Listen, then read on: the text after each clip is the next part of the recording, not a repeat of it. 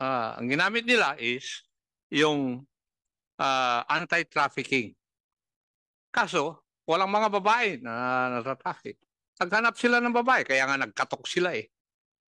Lahat ng negosyoso na Chinese, pinasok. And then you filed a case against them for violation of Republic Act 9208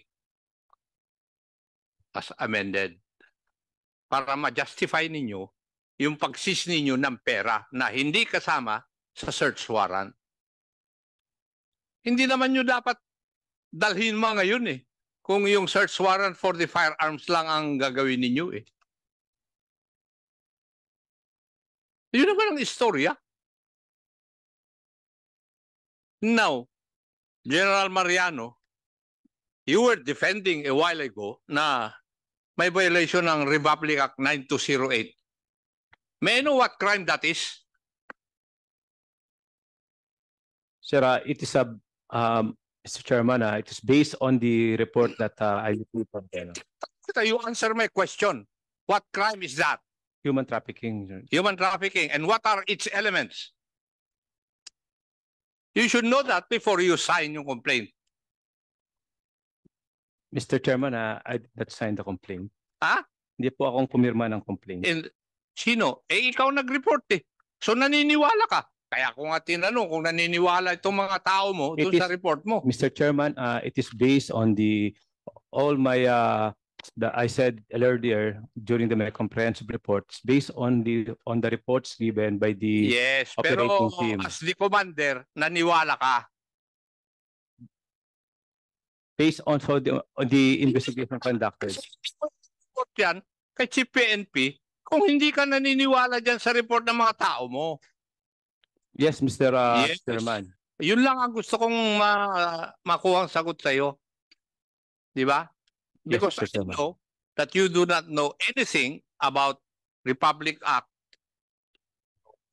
9208 as amended by 10364.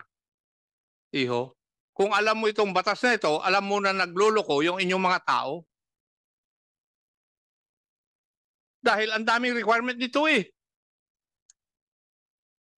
Yes, Mr. Chairman. Yes. But it is not according to them.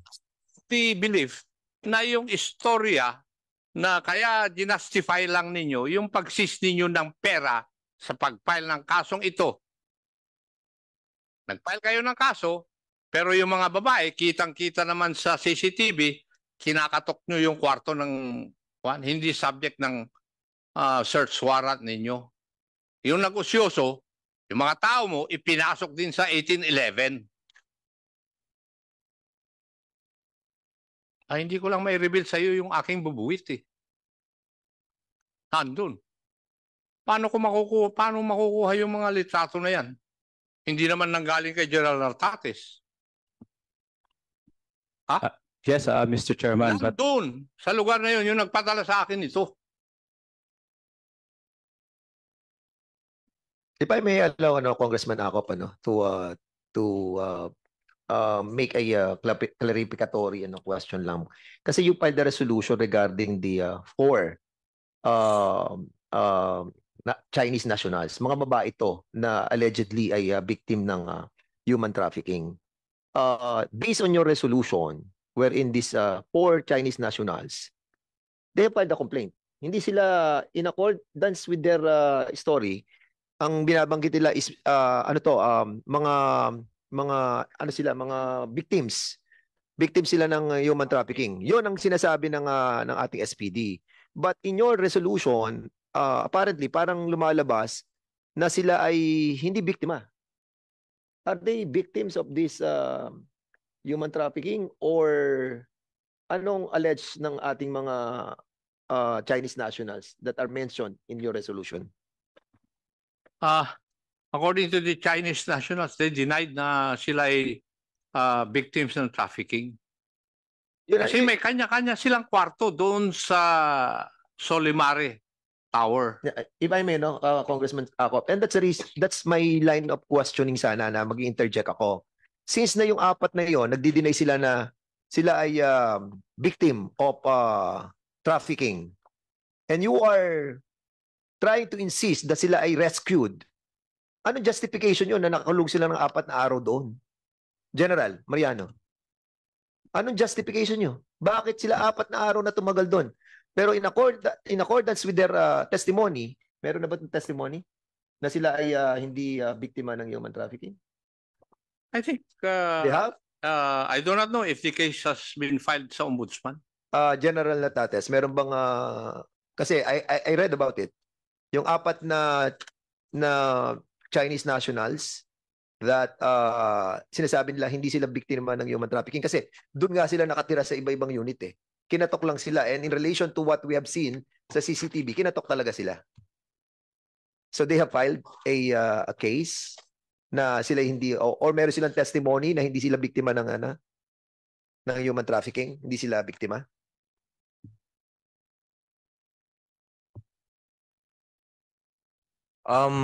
These persons that were knocked at the other door filed the complaint before the ombudsman. Ayun, so meron silang pinal na case, yung 4 na mga babaeng yon na sa istorya nyo ay biktima ng human trafficking. Kinulong ninyo ng 4 na araw doon sa SPD. Why? Why, General Mariano? Sir, based on the report submitted by the DSOU, sir, they were rescued or victim of human trafficking. But And they were okay. Ang sinasabi mo, nadinig ko na kanina, biktima sila. Okay. So, according to the report ng mga tao mo, biktima sila ng human trafficking. Yes, sir. So, you withheld their presence in your SPD. In their office while they're validating their true identity, Mr. Chairman. Were you not able to ask them that hindi naman sila biktima ng human trafficking? Initially, Mr. Chair, yun yung nung interpreter na Yes, correct. nag-interview sa And I'm kanila. going to lead on that. Dahil meron dito sinasabi si Congressman Acop. I don't know if I'm you're going to ask about this. Yung si Sean na nagtatanong ng pangalan niya, siya yung interpreter daw ng Philippine National Police, kayo, interpreter niyo, at sinasabi daw noong 4 na hinihingan sila ng 2 milyon. 2 milyon para makalabas doon sa SPD. So sino tong Sheng Shuo Xiao o si Sean? Kayo ba ang kumuha nitong taong ito na interpreter ng PNP? Wala po akong idea sa kanya, Mr. Chairman. Baka po yung... Bakit nagkaroon ng communication doon sa Chinese? Sa 4 na Chinese na nakakulong sa inyo or more than Chinese? Ha? Silang kumuha sa Sean. So, kayo kumuha sa Sean. Sino sa Interpreter. mga tao mo kumuha ng interpreter? Hindi ko po kilala si Sean. Ang una pong interpreter na pumunta po doon na ni-request po ng ating DSOU ay yung po si Mr. Tony Chiong na isang biker po sa ni-request lang po namin dahil wala po silang Okay. Sige, may tumataas ng anong gusto mo sabihin na si ano yung pangalan nun? Sa dulo? Si ano? You were raising your hand. Yes, ano? Sige. Yes, Your Honor.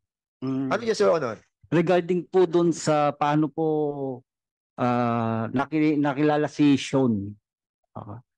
Ganito po So, yung... ikaw may kilala si Sean. hindi ko po personal nakilala, Your Honor. Ano pangalan mo, sir? Master Sergeant De Leon po, Your Ha? Honor. Master Sergeant De Leon po, Your Honor. De Leon. Yes, sir. Okay, sige. Ganito po yung nangyari. Inquest po nung araw, Lunes po yan. So kinausap kami ng legal dahil required po na i-submit muna yung document sa legal office namin, sa SPD.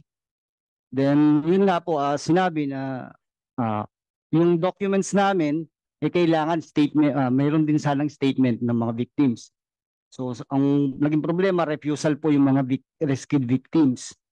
So dumiretso na po kami sa fiscal office ng Parañaque. Then pagdating po namin doon, Pagdating po namin doon, so I was expecting na pwede yung mga arrested suspect as interpreter kasi isa po doon si Arlene ay interpreter, language interpreter. And yung isa po din na suspect po doon na lalaki na Chinese national ay marunong po sa English. So hindi pumayag ang PAW, Your Honor. na sila ay magiging interpreter doon sa mangyayaring yung sa requirements po kasi na kailangan i-present din po sila sa PAW kasi wala po yung lawyer, hindi po lumutang. Yung lawyer na lumutang nung hapon po nung naaresto po sila. So sino kinuwang interpreter kung nung hindi lumabas yung isang yon? Wala po. So nagsuggest po ang Sino PAW. sinasabi ni General Mariano kanina na meron silang kinuwang interpreter para ma-relay yung mga sinasabi ng apat na nasa SPD? General Mariano, sino? Sir, yun po yung si Mr. Tony Chong. Siya po yung unang araw na bagong huli pa lang po, Mr. Chairman, Okay. na kailangan po nilang malaman kung ano po yung mga totoong pangalan, kung ano po yung kanilang mga lahat po ng kaya po ibinigay po natin dun sa yun sa Kailan kayo nagpakuha ng interpreter? September 16, Your Honor, ng tanghali po. Tanghali. Opo. Actually, ang aking regional director din naman po ay nagsabi rin po na kailangan bago rin po sila i-release ay kailangan din po makuha po yung true identity nila at i-coordinate kung ano po yung mga status nila At sa usapang yun, hindi lumalabas that meron kayong pagpapatunay that these four Chinese nationals have said that they were victims of the human trafficking? Meron kayong ganun? Hindi po kasi ako kasama dun sa nag-interview during the time. Sino ang kasi sinabi mo September 16 pa lamang andun na yung interpreter So kung tinawag po, Mr. Chair. Mr. Chair. sasabihin ng mga Chinese national, hindi kami biktima ng human trafficking. Kasi doon sa affidavit nila lumalabas na hindi sila biktima ng sinabi ng NCRPO, di ba? So kung meron kayong interpreter nung launch pa lang ng 2016, doon pa lang nalaman nyo na, di ba? Na hindi sila biktima ng human trafficking. According dun sa report, Mr. Chairman, yung pong report yun, General. yung binigay po ng DSOU sa kanilang Sino nag-conduct nung change of statements nung apat na Chinese national at ng PNP sa SPD? Sino? ang DSOU po kasi ang Sino yun? si DSOU po, si Chief DSOU, si Guevara. Guevara. Colonel Guevara. So sa usapan ng national ng Chinese national saka nung ninyo, ano ang nag-transpire sa usapan? Come again, Mr. Chen. Ano nag-transpire sa usapan nung naandun na si Tony Chow ba yan? Yung interpreter. Anong lumabas sa usapan nila? It was then during the times, Your Honor, kinuha ni Tony Chong yung mga personal circumstances with all the Ayan mo na, anong sinabi ng apat na Chinese? Are they victims of the human trafficking? Yes, based on the Sinabi nila, nagsabi sila na biktima sila? sabi ni Tony Chong, Mr. Chair. Sinabi ni Tony Chow na biktima yung apat. Yes, Mr. Chair. And that's the reason. So meron kayong affidavit or statement that was signed by them? On the later part, Your Honor, when we No, not the later part, but later part. Doon mismo. they refused Nakita nyo, because they it refused is a to follow through Sa tandaan mo, itong inyo is additional evidence to yes, This is Mr. not Chair. based on your search warrant. And Yes, that's the reason why I'm asking this. Very crucial ang time. Nung dumating ang interpreter ng alas 12 ng tanghali ng 16 ng September at in-interview na siya ni Tony. Yes, Mr. O sinabi na nung hindi sila biktima. Nagpagawa na kayo antimano nung affidavit no na sinasabi, hindi kami biktima. 'Di ba? Wala kayong hawak na affidavit. No, See? Hawak. As a matter of fact, pinatagal pa ninyo. May interpreter na kayo So ibig sabihin, kung may interpreter na kayo, naiintindihan nyo na kung ano sinasabi ng Chinese na mga nakakulong. Correct? yes, Mr. Chair. Dapat hindi nyo pa pinakawalan. That is arbitrary detention. And that's the reason why they filed case against you. Dahil andun na interpreter, noong 16 ng alas 12, wala pa kayong ginagawang affidavit. And as a matter of fact, sinabi ng NCRPO, ayaw pirmahan ng mga Chinese yung affidavit dahil hindi sila biktima ng human trafficking. Checkmate. Correct? Yes, Mr. Chair.